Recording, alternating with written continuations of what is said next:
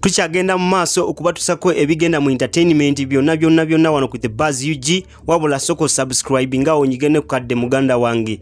Wabula baganda bange abali Oman, Saudi Arabia, obubaka bwamwe tubufuna bulungi mwebale nnyo okutugoberera. Tugenda kwogera ku Dr. Jose Chameleon owa Lion Island superstar legend wano e Kampala. Omwana omu upcoming gwe bayita Innocent Man yalabikide ku interview ngali ne manager we n'agamba nti guno mwaka gwali gutandika yawa Dr. Jose Chameleon sente ze milioni 2 n'akiriza okola nayo oluyimba.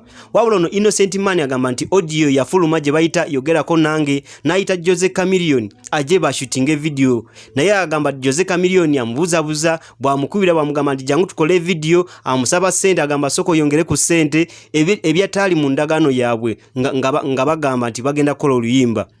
Wabula no musajja gamba nti nze Chameleon ono baba tali ready okola nanga oluyimba, njagala komyewo sente zange tukite tumanye nti ekyo kigenze.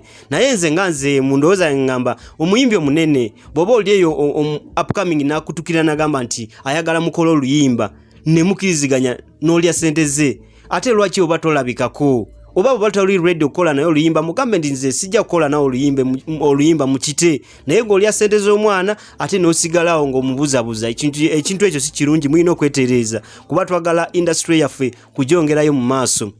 Kyekyo kiriwo wakati w'oyo mwana upcoming Innocent Man ne Dr. Jose Chameleon. Wabula tujja kuba tugoberera story eno buli kimu ojja kuba okifuna ku The Buzz UG. Like ngaawo onyigende kukadde omanye buli kimu ekigenda mu maaso mu ggwanga lyo Uganda.